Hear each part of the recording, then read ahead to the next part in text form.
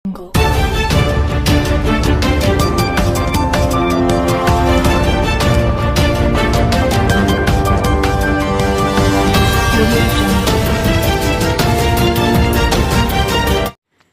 నియంత్రణే ప్రధాన లక్ష్యం.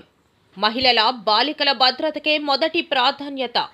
ప్రజల విశ్వాసాన్ని గెలుచుకుంటున్న పోలీసు వ్యవస్థ. రాష్ట్ర హోం మినిస్టర్ వంగలపూడి అనిత. నేర నియంత్రణ ప్రధాన లక్ష్యమని రాష్ట్ర హోం మంత్రి వంగలపూడి అనిత అన్నారు. విశాఖ రేంజ్ పరిధిలో బుధవారం శ్రీకాకుళం జిల్లా పోలీస్ కార్యాలయంలో శ్రీకాకుళం, విజయనగరం, పార్వతీపురం, మన్యం జిల్లాల పోలీస్ అధికారులతో రివ్యూ నిర్వహించారు. అనంతరం ఆమె మీడియాతో మాట్లాడుతూ ఆధునిక సాంకేతిక పరిజ్ఞానంతో నేరాలపై పట్టు సాధిస్తున్నామని, కేసుల ఇన్వెస్టిగేషన్లో సాంకేతికత వినియోగిస్తున్నామని కొనియాడారు. కూటమి ప్రభుత్వం అధికారంలోకి వచ్చినప్పటి నుండి రాష్ట్రంలో శాంతి భద్రతలు పూర్తి స్థాయిలో అదుపులో ఉన్నాయన్నారు. మహిళలు, బాలికల భద్రతే మొదటి ప్రాధాన్యత అన్నారు. ప్రతి జిల్లాకు ఒక ప్రత్యేక సైబర్ క్రైమ్ పోలీస్ స్టేషన్ ఏర్పాటుకు ప్రతిపాదనలు సిద్ధం చేస్తున్నట్లు తెలిపారు. రేంజ్ పరిధిలో గంజాయి నియంత్రణకు కఠిన చర్యలు తీసుకోవాలన్నారు. ఈ సమావేశంలో విశాఖపట్నం రేంజ్ డీఐజీ గోపీనాథ్ జెట్టి, శ్రీకాకుళం ఎస్పీ కేవి మహేశ్వర్ రెడ్డి మరియు ఆయా జిల్లాల ఎస్పీలు పాల్గొన్నారు.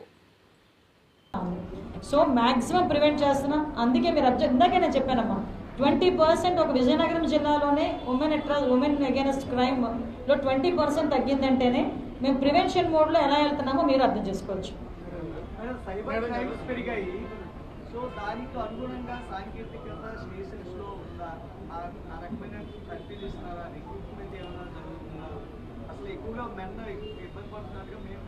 యాక్చువల్లీ నిజమేనండి, సైబర్ క్రైమ్ పోలీస్ స్టేషన్స్ ప్రస్తుతానికి రాష్ట్రంలో 3 ఉన్నాయి. కానీ ఇప్పుడు సైబర్ క్రైమ్ పోలీస్ స్టేషన్స్ అన్నవి డెఫినెట్గా జిల్లా కోట పెట్టాలని గౌరవ ముఖ్యమంత్రి గారి ఆదేశాల మేరకు దానికి వర్కౌట్ చేస్తున్నాము. రీసెంట్గా దానికి బడ్జెట్ కూడా మొన్న బడ్జెట్లో కూడా కేటాయించడం జరిగింది. ప్రతి జిల్లా హెడ్ క్వార్టర్స్లోని కూడా ఒక సైబర్ క్రైమ్ పోలీస్ స్టేషను, సపరేట్గా సైబర్ క్రైమ్కి సంబంధించి సపరేట్ పోలీసులను కూడా ఏర్పాటు చేస్తున్నాం. వాళ్ళకి కూడా టెక్నికల్గా వాళ్ళకి సపోర్ట్ చేయాలి, వాళ్ళకి ఒక తర్ఫీదుని ఇవ్వాలి, ట్రైనింగ్ ఇవ్వాలి. కాబట్టి అవుట్సోర్సింగ్ వాళ్ళని కూడా ఒక ఎంతవరకు మనం డిప్లాయ్ చేసుకోవచ్చు, ఎంతవరకు ఆన్బోర్డ్ చేసుకోవచ్చు, వాళ్ళ ద్వారా తర్ఫీదు ఇవ్వడానికి కూడా ఈరోజు మేము సిద్ధపడుతున్నాం. మీన్ వైల్ అదంతా చేసేలోపు మనం ఇమీడియట్గా సైబర్ క్రైమ్ అరికట్టాలి. కాబట్టి ప్రతి నెల కూడా కంపల్సరీగా ఎవరైతే ఇంట్రెస్ట్ ఉంటున్నారో సైబర్ క్రైమ్ ఇన్వెస్టిగేషన్లో వాళ్ళందరికీ కూడా గౌరవ డిఐసీ గారు, ఎస్పీ గారు అలా ఆధ్వర్యంలో ట్రైనింగ్ ప్రోగ్రామ్స్ అయితే జరుగుతున్నాయి. సైబర్ క్రైమ్ విషయంలోని కూడా మనం అబ్జర్వ్ చేసుకుంటే చదువుకున్న వాళ్ళు కూడా చాలామంది ఈ ట్రాప్లో పడిపోతున్నారు. సో మేమేంటంటే ఇమీడియట్గా ఏదో మనం ఉంటాం కదా, ఒక గ్రేస్ పీరియడ్ ఉంటుంది, ఒక బ్రీతింగ్ పీరియడ్ ఉంటుంది అనమాట. ఒక 1 hour 2 hour బ్రీతింగ్ పీరియడ్ ఉంటుంది. ఆ ఇమీడియట్ బ్రీతింగ్ పీరియడ్లో మాకు కనుక ఇంటిమేట్ చేస్తే అమౌంట్ కనుక హోల్డ్ అయితే డెఫినెట్గా మేము ఎవరైతే విక్టిమ్ ఉన్నారో వాళ్ళకి ఆ అమౌంట్ ఇచ్చేదానికి మేము రెడీ అవుతున్నాం. అలా చాలా కేసెస్ మేము రిజాల్వ్ చేశాం కూడా.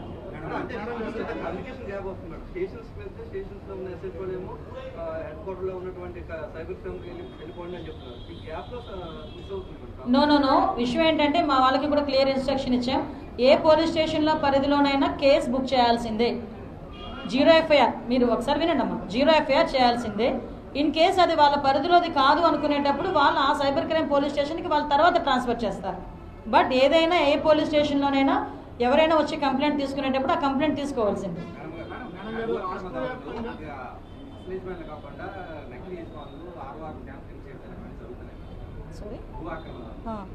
వాళ్ళు అంటే పోలీసులకి అసలు యజమానులు కంప్లైంట్ ఇస్తే పోలీస్ డిపార్ట్మెంట్ వాళ్ళు ఏమైనా చేయాలని స్ట్రైక్లో చెప్తే వీళ్ళు మీద అక్రమ కేసులో పెట్టే పరిస్థితి అంటే సివిల్ యాక్ట్లో పోలీసు బట్టి ఒక కారణం ఉంది. కాబట్టి దాన్ని ఆశ్రయం చేసుకుని భూకబ్జాదారులుగా ఆగడానికి పోయింది. అంటే యాక్చువల్గా దీనికి గౌరవ ముఖ్యమంత్రి గారు, అదేవిధంగా రెవెన్యూ శాఖ మంత్రి గారు కూడా మేము అందరం కూడా లాస్ట్ కలెక్టర్ కాన్ఫరెన్స్లో ఒక కంక్లూజన్ కూడా వచ్చున్నాం. ఇప్పుడు డెఫినెట్గా ఈ గ్రీవెన్సెస్ టైంలో కూడా డెఫినెట్గా కలెక్టర్ గారు, లోకల్ MROs, ఎస్పీ గారు కూడా అటెండ్ అవుతున్నారు. ఇక్కడ శ్రీకాకుళంలో అయితే 2 చోట్ల ఆయన అటెండ్ అవుతున్నారు. కాశీబొగ్గులో ఒకరోజు, మండే పూట శ్రీకాకుళంలోనే అటెండ్ అవుతున్నారు. ఇలా ప్రతి జిల్లాలోని కూడా మ్యాక్సిమం రెవెన్యూ డిపార్ట్మెంట్ మేము కలిపే చేస్తున్నాం. At the same time ground లెవెల్లో, మండలాల లెవెల్లో కూడా ఒక టీం ఉంది.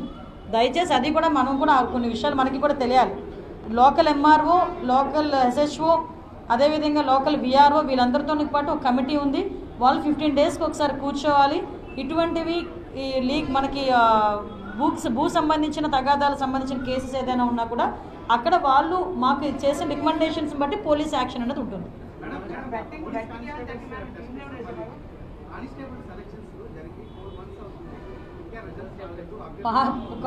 కానిస్టేబుల్ సెలక్షన్స్ కాదండి, అది ఫిజికల్ టెస్ట్లు జరిగి ఇమీడియట్గా రిజల్ట్ ఇచ్చేసాము. ఎన్క్యూఆర్ క్వాలిఫైయా నాన్ క్వాలిఫై ఇమీడియట్గా వస్తుంది. ఆ రిటర్న్ టెస్ట్కి కొన్ని కోర్టు కాంప్లికేషన్స్ ఉన్నాయి, అది పెద్ద ఇష్యూ కాదు. వితిన్ 1 monthలో మేము ఆ టెస్ట్ కూడా కండక్ట్ చేస్తాం.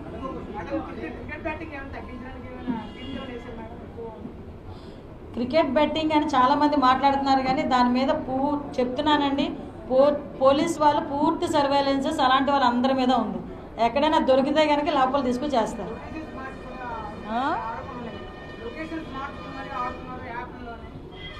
అంటే విషయం ఏంటంటే, దొంగ అన్నవాడు చాలా తెలివైనడు కింద ఆడు ఫీల్ అవుతుంటాడు. ఎందుకంటే ఏదో అంటారు కదా, పిల్లి పాలు తాగుతూ కళ్ళు మూసుకొని పాలు తాగుతూ నన్ను ఎవరు చూడలేదు అనుకుంటుంది.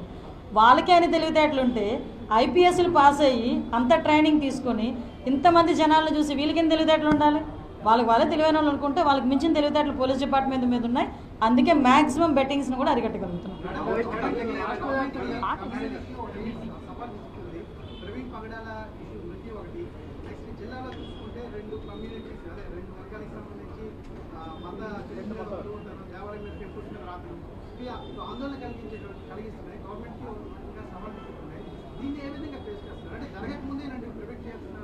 అంటే విషయం ఏంటంటే, ఇవి కొన్ని సంఘ విద్రోహ శక్తులు అంటారు.